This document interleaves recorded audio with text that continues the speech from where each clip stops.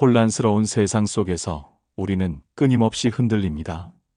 뉴스의 자극적인 헤드라인, SNS의 끝없는 비교, 일상의 크고 작은 갈등들이 우리 마음을 요동치게 만듭니다. 하지만 진정한 평온함은 외부 환경이 변한다고 해서 얻어지는 것이 아닙니다. 그것은 우리 내면 깊숙한 곳에서 발견되는 것입니다.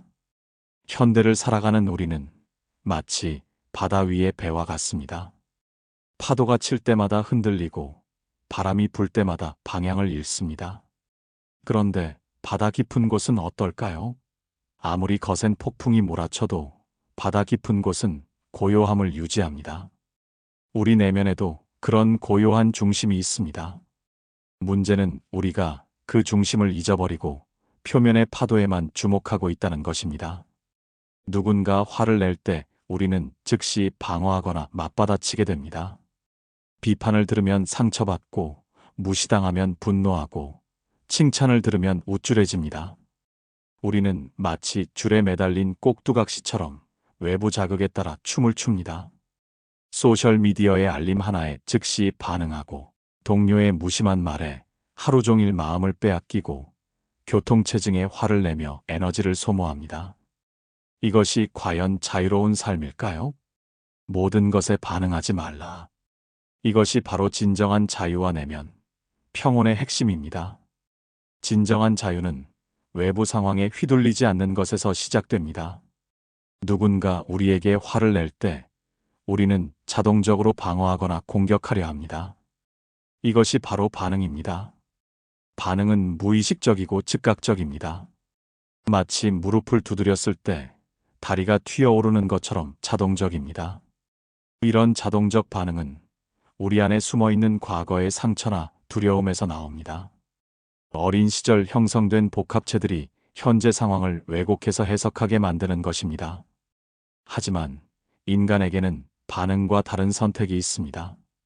바로 대응입니다. 대응은 의식적 선택입니다. 상황을 인식하고 잠시 멈추고 내가 어떻게 행동할지 결정하는 것입니다. 누군가 날카로운 말을 던질 때 즉시 상처받아 화를 내는 대신 잠시 숨을 고르며 생각해 봅니다. 이 사람은 지금 무엇을 느끼고 있을까? 내가 어떻게 반응하는 것이 가장 현명할까? 지금 내 안에서 올라오는 이 감정은 정말 이 상황 때문일까? 아니면 과거의 상처가 재활성화된 것일까? 이런 의식적 선택의 순간에 우리는 진정한 자유를 경험합니다. 예를 들어 상사가 이 부분 다시 해보세요라고 말했을 때 즉시 내가 잘못했다는 건가, 내 능력을 의심하는 건가 라며 방어적이 되는 것이 반응입니다. 하지만 잠시 멈춰서 개선할 점을 알려주는구나. 어떤 부분을 더 잘할 수 있을까? 라고 생각하는 것이 대응입니다. 대응을 선택할 때 우리는 상황의 주인이 됩니다. 더 이상 외부 환경에 끌려다니지 않고 우리 자신의 가치와 지혜에 따라 행동할 수 있습니다. 그런데 왜 우리는 모든 것에 반응하게 될까요? 그 첫 번째 이유는 그림자 때문입니다. 우리 내면에는 빛과 그림자가 공존합니다. 그림자는 우리가 억압하거나 인정하지 않는 성격의 어두운 면입니다. 분노, 질투, 탐욕, 상처, 자책, 두려움, 이기심 등이 모두 그림자에 속합니다. 이것들은 우리가 좋은 사람이 되기 위해 숨기려고 하는 의식하의 무의식입니다. 많은 사람들이 이런 그림자를 없애려고 노력합니다. 나는 화내지 않는 사람이야. 나는 질투하지 않아. 나는 이기적이지 않아라고 자신을 속이려 합니다. 하지만 그림자를 없애려 할수록 그것은 더욱 강해져서 우리를 반응하게 만듭니다. 어둠을 의식화할 때만이 계몽이 이루어집니다. 이것은 심리학의 깊은 진리입니다. 우리가 부정적인 것으로 여긴 모든 부분이 실제로는 통합되어야 할 자기의 일부입니다. 그림자와 화해하는 방법은 놀랍게도 그것을 인정하는 것입니다. 나도 때때로 질투를 느끼는구나. 나도 때때로 화가 나는구나. 나도 때때로 이기적인 생각을 하는구나. 이렇게 인정하는 순간 그림자는 우리를 조종하는 힘을 잃습니다. 마치 어둠 속에 괴물이 불을 켜는 순간 그저 평범한 가구였다는 것을 발견하는 것과 같습니다. 예를 들어 동료가 승진했을 때 질투심이 올라온다면 그것을 나쁜 감정이라며 억압하는 대신 아, 나도 인정받고 싶구나. 나도 성장하고 싶구나라는 메시지로 받아들일 수 있습니다. 이렇게 그림자를 통합할 때 우리는 더 완전한 인간이 됩니다. 그림자를 억압하는 사람은 항상 외부에서 그 그림자를 찾아다닙니다. 자신의 분노를 억압한 사람은 다른 사람의 분노에 과도하게 반응하고 자신의 이기심을 부정한 사람은 타인의 이기심을 견디지 못합니다. 진정한 성숙은 완벽해지는 것이 아니라 완전해지는 것입니다. 완전함이란 빛과 그림자, 강함과 약함, 기쁨과 슬픔을 모두 포함하는 통합적 존재가 되는 것입니다. 우리가 자신의 그림자를 받아들일 때 비로소 다른 사람의 그림자도 이해할 수 있게 됩니다. 그리고 이것이 반응하지 않는 삶의 시작입니다. 두 번째 이유는 투사입니다. 일상에서 우리는 끊임없이 투사를 합니다.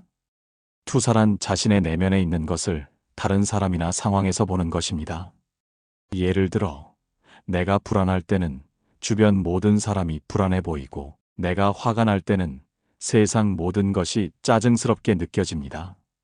우리가 다른 사람에게서 강하게 반감을 느끼는 것들은 대부분 우리 자신 안에 있는 것들입니다.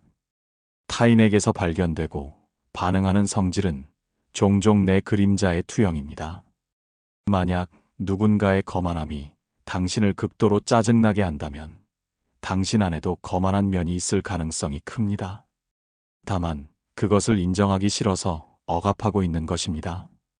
누군가의 이기심이 당신을 분노하게 만든다면 당신 안에도 이기적인 욕구가 있지만 그것을 나쁜 것이라고 판단해서 밀어낸 것일 수 있습니다.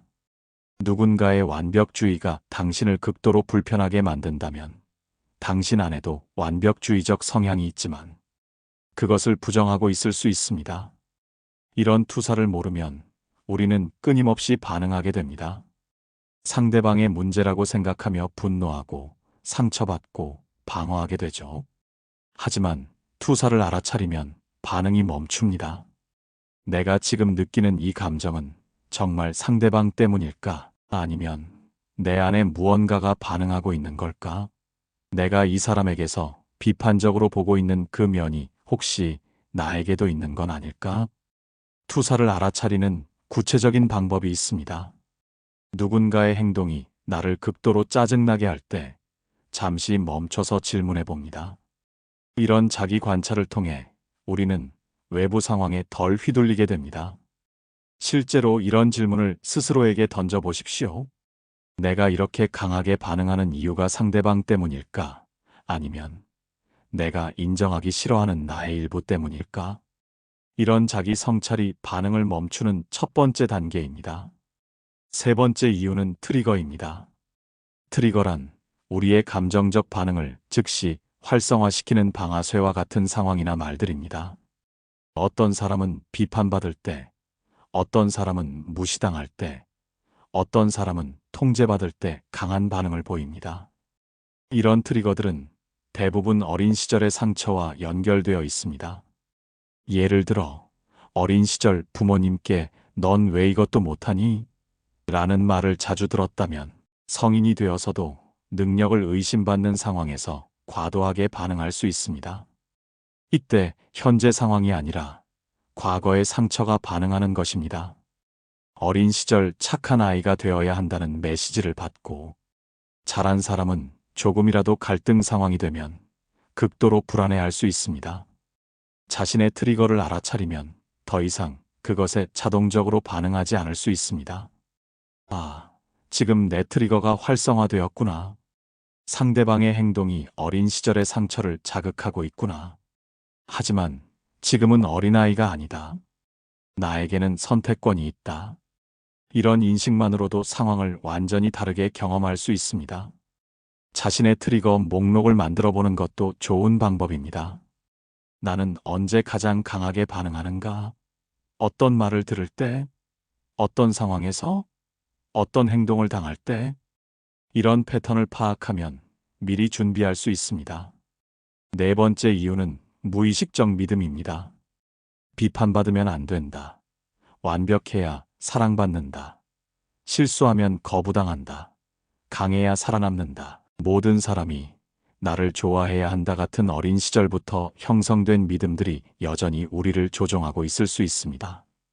이런 믿음들이 활성화될 때마다 우리는 자동으로 반응하게 됩니다. 예를 들어, 완벽해야 한다는 믿음을 가진 사람은 작은 실수에도 과도하게 반응합니다.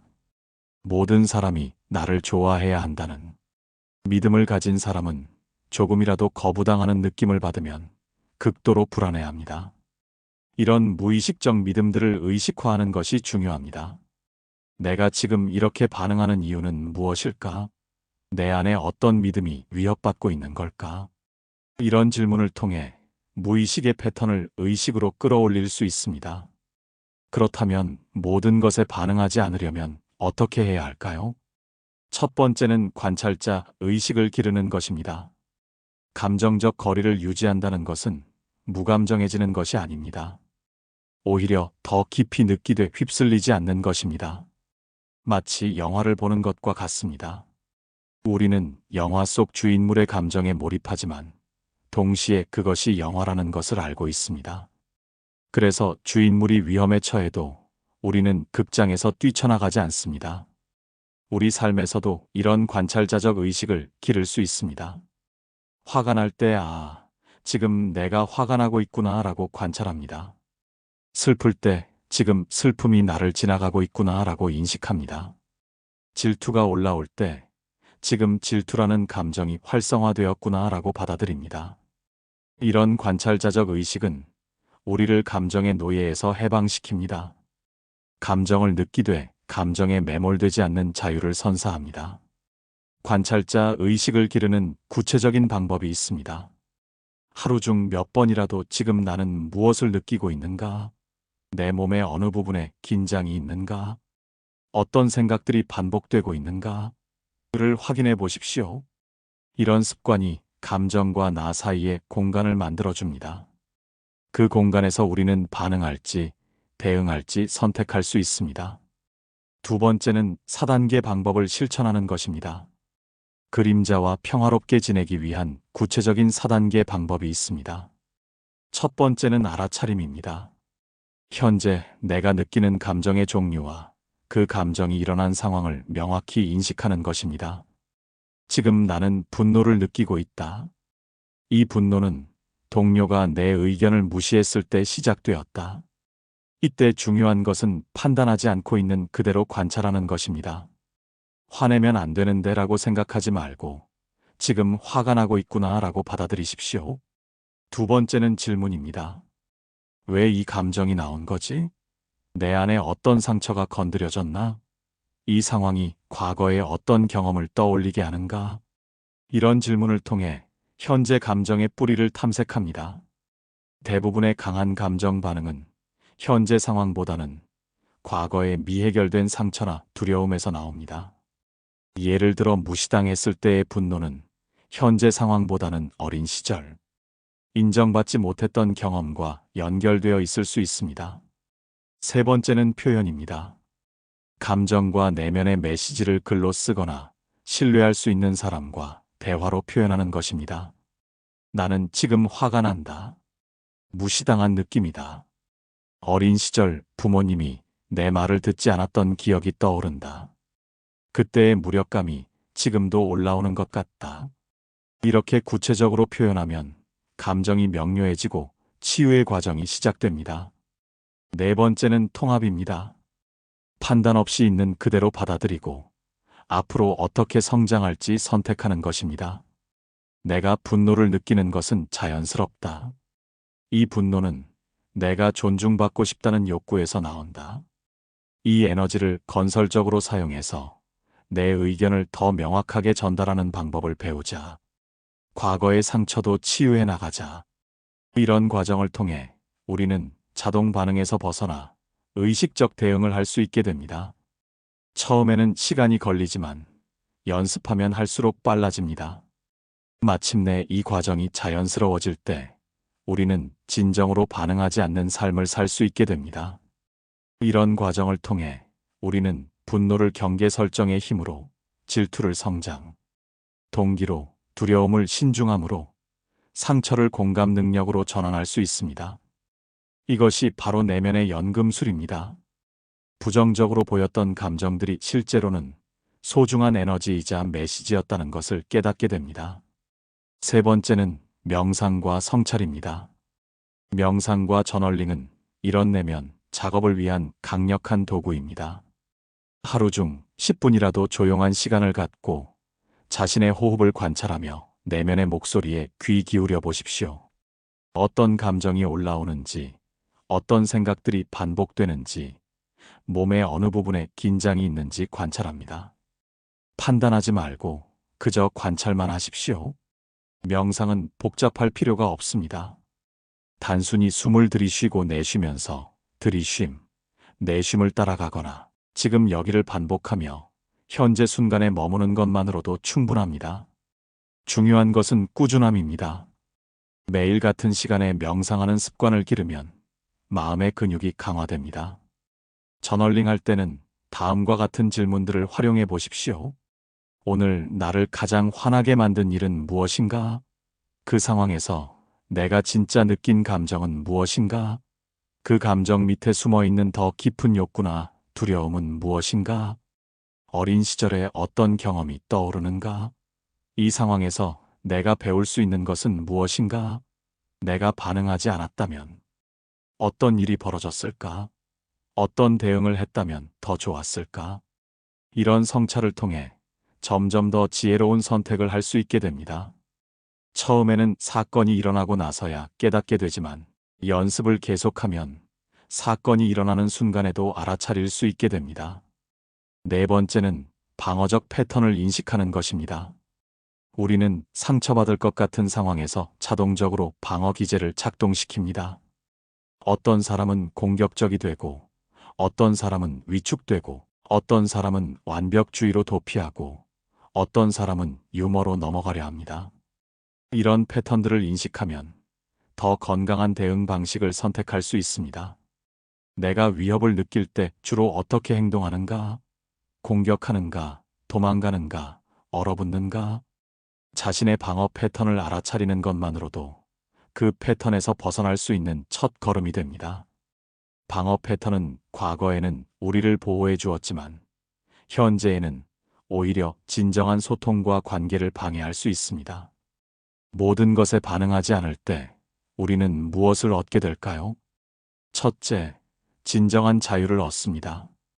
더 이상 외부 상황이나 타인의 말과 행동에 끌려다니지 않습니다.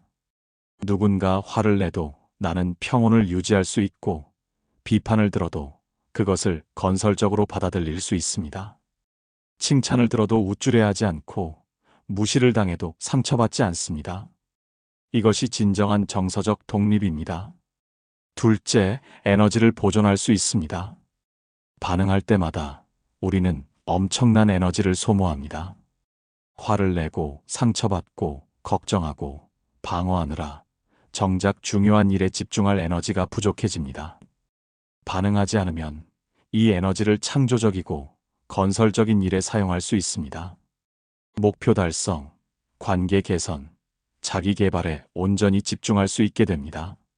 셋째, 관계가 개선됩니다. 상대방의 말과 행동에 즉시 반응하지 않으면 갈등이 줄어듭니다. 상대방도 자신의 감정을 돌아볼 기회를 갖게 되고 더 깊은 대화가 가능해집니다.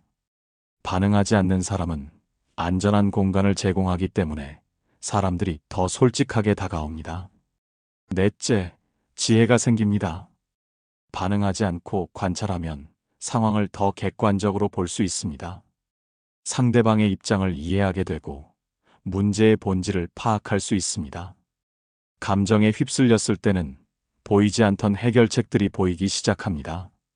더 현명한 판단을 내릴 수 있게 됩니다. 다섯째, 내면의 평온을 얻습니다. 외부의 혼란과 상관없이 내면은 고요함을 유지합니다. 바다 깊은 곳의 평온처럼 표면에 아무리 큰 파도가 쳐도 흔들리지 않는 중심을 갖게 됩니다. 이런 평온은 어떤 외부 조건에도 의존하지 않는 진정한 행복의 기초가 됩니다. 여섯째, 창의성이 증가합니다. 반응에 사로잡혀 있을 때는 늘 같은 패턴의 행동을 반복하게 됩니다. 하지만 반응하지 않고 대응을 선택할 때는 새로운 가능성들이 열립니다.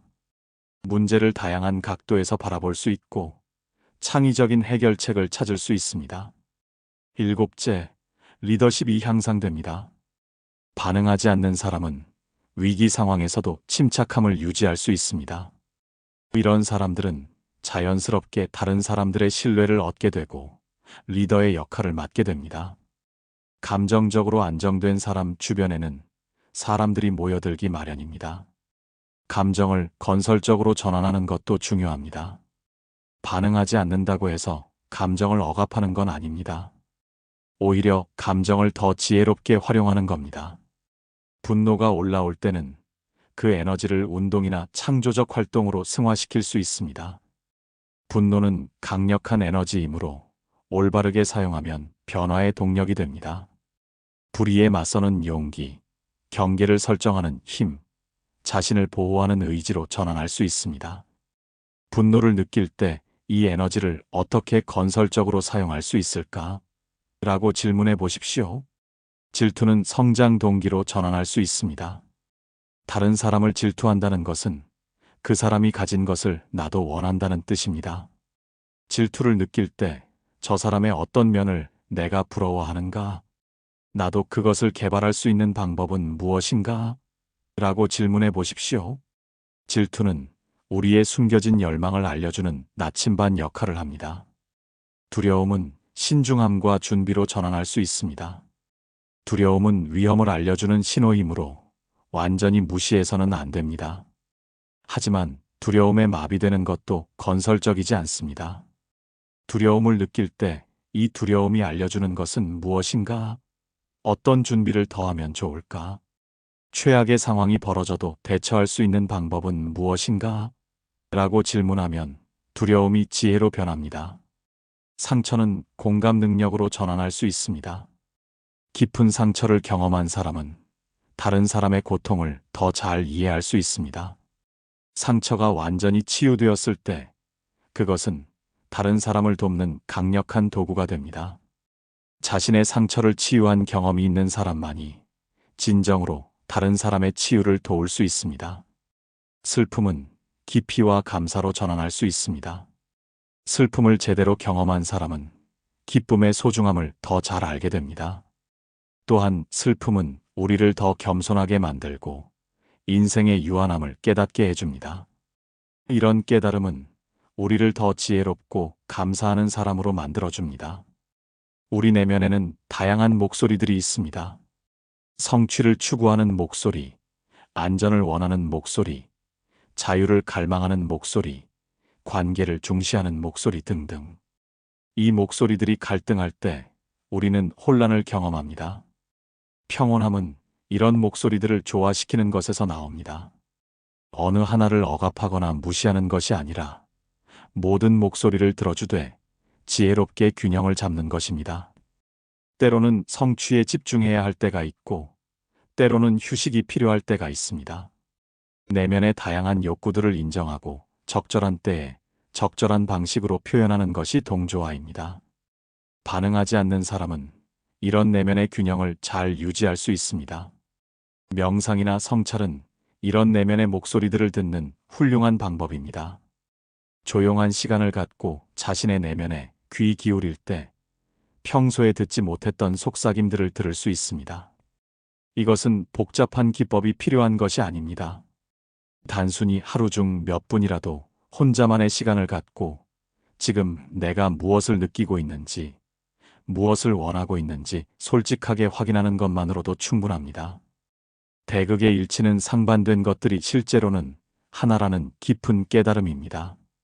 빛과 어둠, 기쁨과 슬픔, 성공과 실패, 사랑과 미움은 서로 반대되는 것 같지만 실제로는 하나의 동전의 양면과 같습니다. 빛을 알기 위해서는 어둠을 경험해야 하고, 기쁨을 깊이 느끼기 위해서는 슬픔도 알아야 합니다. 이런 대극의 통합을 경험할 때 우리는 진정한 평화를 느낍니다. 더 이상 좋은 것만 추구하고 나쁜 것을 피하려고 애쓰지 않습니다. 모든 경험이 삶의 일부이며 모든 순간이 우리를 성장시키는 기회라는 것을 받아들입니다. 이런 수용적 태도는 저항으로 인한 고통을 크게 줄여줍니다. 일상에서 이것을 실천하려면 그리고라는 말을 자주 사용해 보십시오. 나는 슬프다 대신 나는 슬프고 그리고 그것도 괜찮다라고 말해 보십시오. 실패했다 대신 실패했고 그리고 이것도 성장의 일부다라고 받아들여 보십시오. 화가 난다 대신 화가 나고 그리고 이 분노도 나의 일부다라고 인정해 보십시오. 이런 작은 언어의 변화가 우리의 내면적 경험을 크게 바꿉니다. 무의식은 우리가 모르는 사이에 우리 삶을 조종합니다. 어떤 사람을 만나면 이유 없이 불편하고, 어떤 상황에서는 갑자기 위축되고, 어떤 말을 들으면 과도하게 반응합니다. 이 모든 것들이 무의식의 작용입니다. 무의식을 의식화한다는 것은 이런 자동적 반응의 패턴을 알아차리는 것입니다. 예를 들어 비판을 받을 때마다 방어적이 되는 패턴이 있다면 그 뒤에 숨어 있는 무의식적 믿음을 탐색해 봅니다. 비판받으면 안 된다. 완벽해야 사랑받는다. 실수하면 거부당한다 같은 어린 시절부터 형성된 믿음들이 여전히 우리를 조종하고 있을 수 있습니다. 이런 무의식적 믿음들을 의식의 빛으로 끌어올리면 그것들은 자동적 힘을 잃습니다. 진정한 개성화는 사회가 요구하는 가면을 벗고 진정한 자신이 되는 과정입니다. 우리는 어린 시절부터 착한 아이, 성공한 사람, 완벽한 부모 같은 역할을 수행하도록 학습됩니다. 이런 역할들은 필요하지만 우리가 그 역할에만 매몰되면 진정한 자신을 잃어버립니다. 진정한 나는 이런 역할들 너머에 있습니다.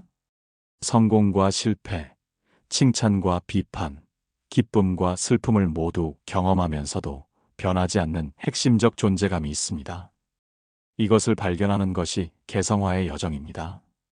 이 여정에서 우리는 외부의 평가에 덜 의존하게 되고 내면의 나침반을 따라 살아가게 됩니다.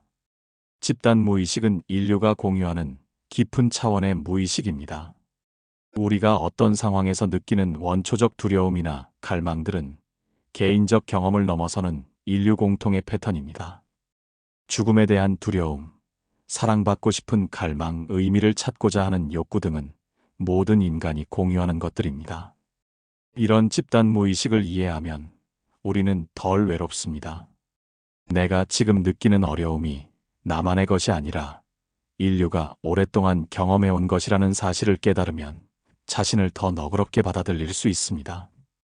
또한 다른 사람들의 행동도 더 깊이 이해할 수 있습니다. 그들도 같은 원초적 욕구와 두려움을 가진 인간이라는 것을 알게 됩니다. 원형은 인간 경험의 기본 패턴들입니다. 영웅, 현자, 어머니, 그림자, 아니마와 아니무스 등은 모든 문화에서 반복적으로 나타나는 인간 경험의 원형들입니다. 우리 각자 안에도 이런 원형들이 살아 있습니다. 때로는 영웅이 되어 도전에 맞서고, 때로는 현자가 되어 지혜를 구하고, 때로는 보호하는 어머니가 되고, 때로는 상처받은 아이가 됩니다. 이런 원형들을 의식하면 우리의 행동과 감정을 더 잘 이해할 수 있습니다. 지금 내가 어떤 원형이 활성화되어 있는지 알아차리면 그에 맞는 적절한 대응을 할 수 있습니다. 영웅이 활성화되어 있을 때는 도전적 과제에 집중하고, 현자가 활성화되어 있을 때는 성찰과 학습에 시간을 할애하는 것이 자연스럽습니다. 진정한 사랑은 소유가 아니라 해방입니다. 우리는 종종 사랑한다는 명목으로 상대방을 통제하려 합니다. 너를 사랑하기 때문에 이렇게 해야 한다는 식으로 말입니다. 하지만 진정한 사랑은 상대방이 그들 자신이 될 수 있도록 자유를 주는 것입니다. 이것은 자신에 대한 사랑에서도 마찬가지입니다. 자신을 사랑한다는 것은 자신을 개선하려고 끊임없이 노력하는 것이 아닙니다. 지금 이 순간의 자신을 있는 그대로 받아들이는 것입니다. 물론 성장하고 발전하는 것은 좋습니다. 하지만 그것이 현재의 자신을 거부하는 바탕에서 나오면 진정한 성장이 될 수 없습니다. 자기 수용은 모든 변화의 시작점입니다. 내가 지금 화가 나 있다면 화가 나 있는 나를 받아들이는 것부터 시작해야 합니다. 화내면 안 되라고 화를 거부하는 순간 우리는 자신과 싸우게 됩니다. 하지만 지금 화가 나고 있구나 라고 받아들이면 그 화를 건설적으로 다룰 수 있는 공간이 생깁니다. 의미는 우리가 만들어가는 것입니다. 삶에는 미리 정해진 의미가 있는 것이 아닙니다.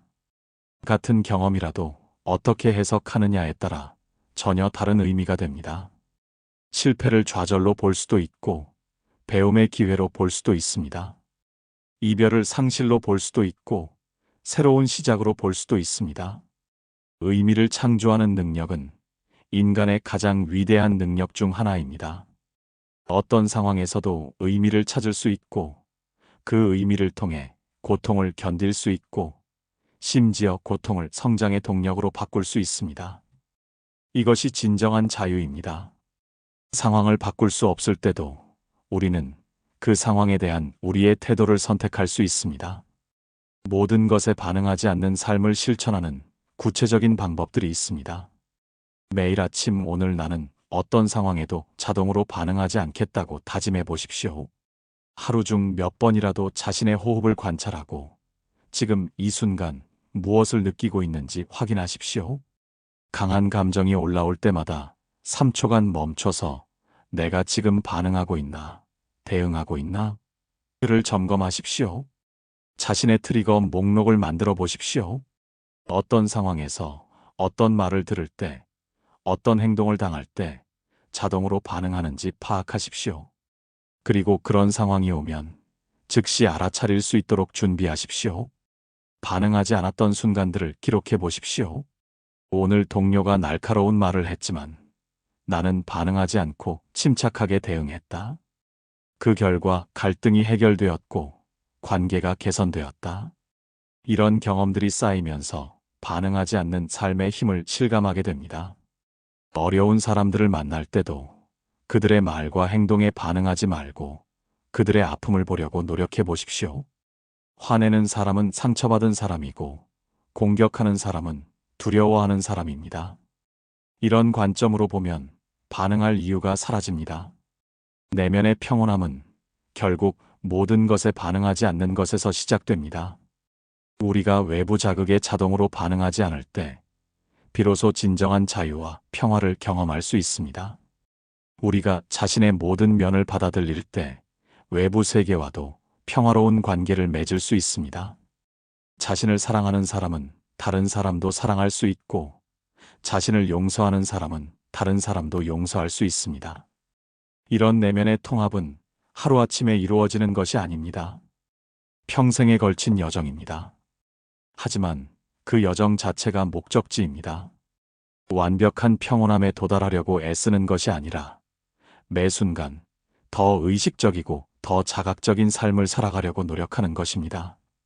작은 실천들이 큰 변화를 만듭니다. 하루에 몇 번이라도 자신의 호흡을 관찰하고 지금 이 순간 무엇을 느끼고 있는지 확인하고 감정에 휩쓸리기보다는 감정을 관찰하려고 노력하고 자신의 그림자를 인정하고 투사를 알아차리고 4단계 통합 과정을 실천하는 것만으로도 충분합니다. 이런 작은 의식적 순간들이 쌓여서 삶 전체의 질을 바꿉니다. 혼란스러운 세상에서도 흔들리지 않는 내면의 중심을 갖는 것, 그것이 우리가 추구해야 할 진정한 성공입니다. 외부의 성취도 중요하지만 그것들이 우리를 반응하게 만들지 않을 때 비로소 진정한 자유를 경험할 수 있습니다. 내면의 평온함은 우리가 어떤 상황에서도 자신답게 살아갈 수 있는 힘을 줍니다. 지금 이 순간도 누군가 당신을 화나게 하려 할 수 있습니다. 누군가 당신을 비판하거나 무시할 수 있습니다. 하지만 당신에게는 선택권이 있습니다. 반응할 것인가, 대응할 것인가. 모든 것에 반응하지 말라. 이것이 바로 진정한 내면의 평온으로 가는 길입니다. 지금 이 순간도 우리 안에는 고요한 중심이 있습니다. 바깥 세상이 아무리 시끄럽고 혼란스러워도 내면 깊은 곳에는 변하지 않는 평화가 있습니다. 그것을 발견하고 그것과 연결되어 살아가는 것이 진정한 지혜입니다. 우리 모두에게는 그런 지혜가 있습니다. 단지 그것을 기억해내면 됩니다. 오늘 이 이야기가 여러분이 반응하는 삶에서 대응하는 삶으로 전환하는데 도움이 되기를 바랍니다. 진정한 평화는 멀리 있지 않습니다. 바로 반응하지 않는 선택 속에 있습니다. 이런 깊은 통찰들을 더 자주 접하고 싶으시다면 구독 버튼을 눌러주시고 오늘의 이야기가 도움이 되었다면 좋아요로 응원해주세요. 여러분이 모든 것에 반응하지 않는 자유로운 삶을 살아가기를 응원합니다.